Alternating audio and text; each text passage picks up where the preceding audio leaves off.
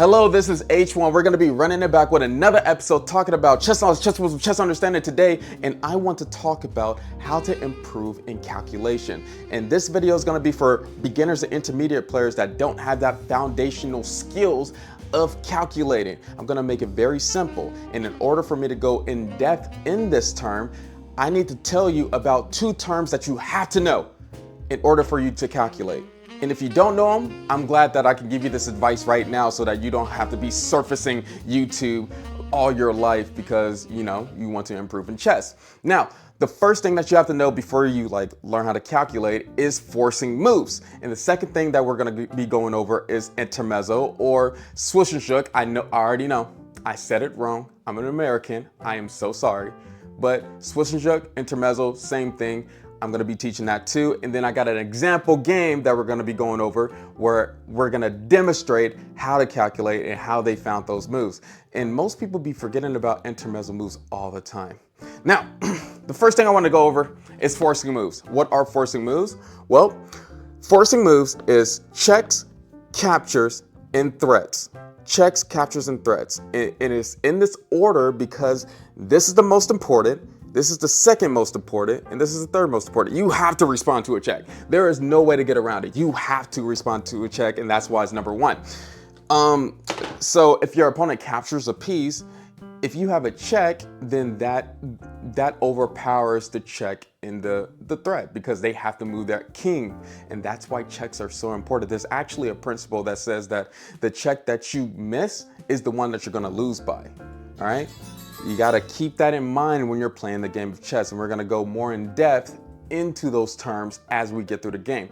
Now, intermezzo and swish and shook is basically in-between moves that happens in the game.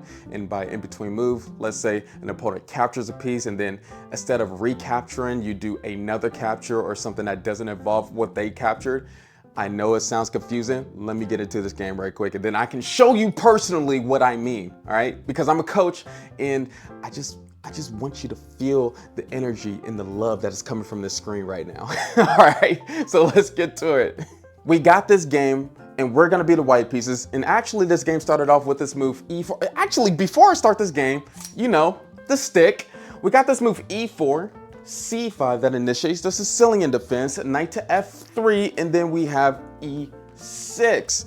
Now, after this move E6, this goes into the French variation of the Sicilian defense. I know it's a lot of names to remember, but as you continue on playing chess, it's all gonna be in your noggin. Trust me, I've been playing chess for like 15 years, it's fine. After E6, D4 goes into the open Sicilian, and if they didn't play D4, that would be the closed Sicilian. D4, C takes on D4, and then after C takes on D4, knight takes on D4, recapture back with the knight, and then we have the move after knight to D4, A6, and usually if the opponent plays a move like A6, you're basically blocking white's pieces from going on the B5 square. So bishop B5, not a move. Knight to B5, not a move anymore. And plus, black wants to do moves like B5, bishop B7 in the future, and etc. Now, we need to continue on developing pieces because this is the opening. And in the opening, active pieces always prevail. Active pieces give us more opportunities to do tactics in the position. Now, bishop to D3, knight to F6, putting pressure on this pawn, and then we have castle king side.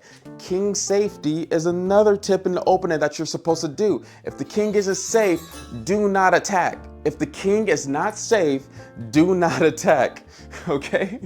All right?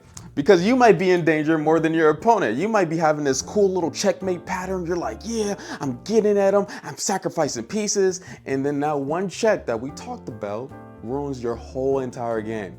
King safety is important. He's watching Netflix. Let's continue on with the game. After queen to C7, queen to E2, protecting this pawn, and then we have D6 guarding these two squares now, and we can't push up this pawn to E5 anymore. And then plus two, it just gets a lot more squares. Maybe they want to do like a hedgehog type of structure for all my experienced players. You never know. After D6, C4 in this position, and yeah, we got a Maroxy-bind type of structure. What is that exactly? It's when these two pawns is right here planted, covering this d5 square. And usually, you know, white's next move is going to be like b3, bishop b2. They can go either way. They can go f3. It's just holding a clamp on this d5 square. And the hedgehog is basically if they do like b6, they have pawns on a6, b6, d6, e6, and etc. And plus their pawn breaks, which is really important. If you want me to talk about pawn breaks or devote a whole video, put it in the comments down below.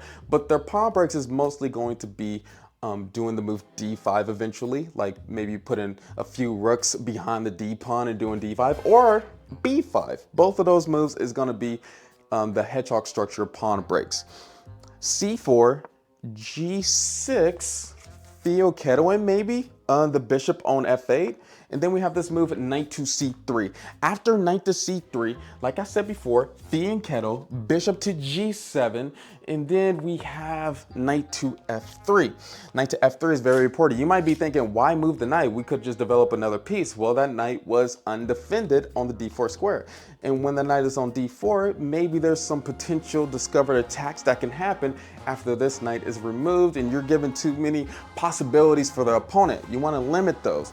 And that is a thing where if you see loose pieces that your opponent has, just watch out for that, because there might be some sort of tactics that can happen in the position. Loose pieces are bad, and you don't want to keep your pieces loose on a square not defended by anything for a very long time.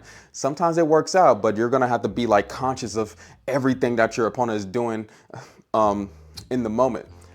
Knight to f3 in this position, castle kingside, both sides is castle, nobody did anything wrong yet. Things is going pretty smoothly, things is going pretty fine. Now, I had a question in one of my previous videos on when do you start thinking in a game of chess, and when do you find those critical moves. So, usually critical positions happens in the middle game.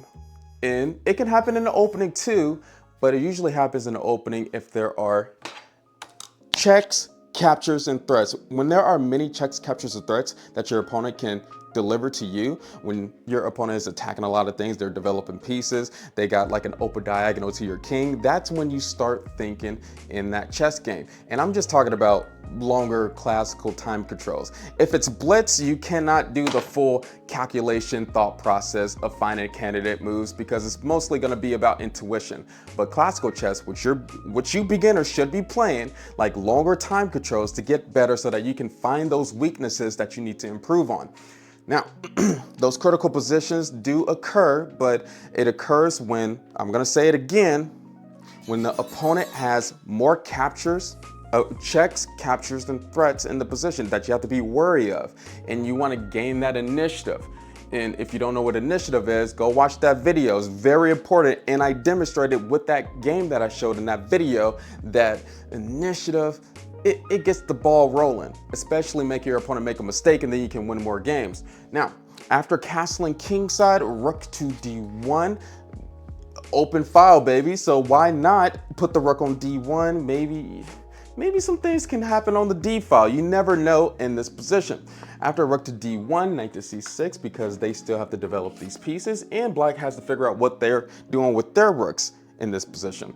Knight c6, a bishop to f4, a small little mistake there, but then they did the worst move, which was knight to g4. After knight to g4, queen d2 in this position, knight g to e5, and this knight g to e5 is attacking a lot of pieces. This is when you have to stop and consider what your opponent is doing here. They have a lot of captures, and we cannot we cannot not respond. We can move the bishop back, we can capture the knight, and this is when you have to start calculating if you have a lot of time on the clock. A lot of people fall into either they play too fast or they play too slowly. And you're gonna have to find that minimum. And a good hint that I can tell you right now, just a quick tip, is that you want to stay within your opponent's time control. If they're playing too fast, of course you want to beat them over the board with powerful moves, but you want to stay within 15 seconds of your opponent's time control, or even have more once the game of chess becomes easier to you. And that's why doing tactics consistently is very important. Every day, weekly, whenever, just put on a lot of tactics to improve in chess. Knight G to E5, bishop to E2, not trying to get rid of our double bishop advantage here, which we don't have the advantage yet, but we would have not had the advantage if they would have taken our light square bishop. Bishop E2, knight takes on F3, bishop takes on F3, and then we have this move, knight to D4. And it's not on D4, it's attacking this bishop on F3, which is going to break our pawn structure. We don't want our pawn structure to be broken at all. Like, that's horrible. That's bad for us. So after bishop takes on F3, knight D4, bishop E2 goes back, only like option. We would rather our bishop be taken on E2 instead of taking on F3, and that's why knight taken on E2, queen takes on E2, and we got a major mistake by our opponent. We have this move of bishop to C3. And now I gotta explain the second term that I mentioned in this position. And I put the stick up because this is serious. Actually, you know what? Let's get the stick back out here. This bishop on G7 took this bishop on, took this knight on the C3 square, which is bad in general because that bishop defends our king side. Like, what is they doing? They thought, you know, they can do this, but they can't because of the term intermezzo, or if you want to call it swisherjuk, be my guest. Put in the comments down below which word that you use. Now, the thing that they was hoping for was B takes on C3. Very normal position after that. White's pawn structure is ruined, and maybe black can get a win in this position. But we have an in-between move that is too simple. We have the term, the tactic, intermezzo. And when we're thinking about our forcing moves, we have, they just captured, but we have a more powerful capture in this position. And if you already got the move, just put it in the comments down below if you already got it, because you need to just go get your title. Bishop takes on D6 ruins black's career. Black's position is already busted after bishop takes on D6. It's already +3. Horrible capture on the C3 square. And when you get this, our capture is more powerful than their capture because our bishop is attacking their queen on C7. So they have to move their queen. If they do bishop takes on B2, or if they move the bishop to a safe square, we can capture their queen. And we're gonna be up and eventually win in this game. They have to move the queen. Where do they go? They do this move, queen to B6, which they have to. We did a powerful intermezzo. We did a more powerful forcing move. And that's what initiative is all about. And we're gonna have initiative throughout this whole game, especially with this powerful move, bishop takes on F8. We're not even gonna take their bishop because, you know, that's gonna allow them time to put their rook on a safe square. No, we have this other move that we can do. And what happens with most chess players, and this is kind of mistakes that happens 0 to 2000, and even above that too, even grandmasters get this wrong because, I mean, this is a 2100 on the black side. This is a 2100 going against a 2600. They get this wrong all the time. It's hard for them to figure out like other checks and captures and threats in the position, especially when they was seriously focused on this capture. He was probably trying to get a quick win against a grandmaster foe, and then he realized, oh snap, I messed up horribly with allowing this move, bishop takes on D6. Happens to the best of us, but if you learn this move, if you master this concept, you're gonna win so many games. Don't just do an immediate B takes on C3. Don't just recapture the piece that captures yours. You gotta think outside of the box. Once you think outside of the box, you're gonna get better. Your rating's gonna skyrocket, and yeah, you're gonna thank me forever, which I hope you do that. Bishop takes on F8, queen takes on B2. They're not even doing simple moves either. They're not going to just capture the bishop because they have a worse position. So they're gonna do queen takes on B2. Their queen is attacking our queen on E2. Let's not bring our bishop back, but white did this move, queen takes on B2. Bishop takes on B2. And then after bishop takes on b2, we have rook to d8. Not even moving the rook out of danger, but doing the move rook to d8. Way more powerful. What is the threat by doing this move? Because this is the final word that I went over is threat. This is the final word that I went over. What do I mean by threat? Well, it could be threatening a piece, or it could be threatening checkmate. That's why it's really important to know all your checkmate patterns. Bishop to h6 is checkmate in one move.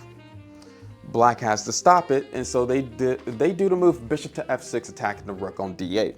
Forcing move. They're attacking us. That's a threat. We can't do bishop h6 because bishop takes on d8. Rook to, wait a minute. After a bishop to f6, rook to e8 in this position, putting our rook on a safe square. And now what are they going to do? The only way to get out of this checkmate pattern is doing this move h5. And we kept our rook on a1 this whole entire time because they couldn't stop this move, bishop to h6. We kept the initiative going and keeping the threats going, forcing our opponent to respond to our moves. h5, bishop to e7, check, discovered attack, discovered check, if you want to be more concise, king to g7, and then we have this move of bishop takes on f6, king takes on f6, and then the last final move that made the opponent resign, rook to d1. After rook to d1, Black resigned because the next moves that was going to happen was using the technique of forming a battery, which rook 1 to d8 was going to happen, pinning that bishop to the rook. There's no way for them to get out of this pin. They can't do bishop d7 because rook takes on a8, and they don't have time to do b5, bishop b7, because after they do a move like b5, rook to d8, if bishop goes to b7 now, we can just take both of those pieces and eventually win the game with the rook that we have. So let me just show y'all this right quick. Eventually win the game with the rook that we have and take the a6 pawn and etc. and be explosive in the position. And these are the two concepts that you have to understand. There is more into calculation, of course, but if you understand these two things, then we can move on to the more thought-provoking ideas of improving in calculation. And then try to go forward with your mind that you haven't went before. I do want to do a video on visualization that will be coming soon, but you just have to wait. This is a one-man army. I can't do everything in a timely fashion. All right, I got a wife and kids. You got to believe in me and trust me and follow and subscribe. But anyway, keep on fighting to the end, staying focused in chess and in real life too. You better like.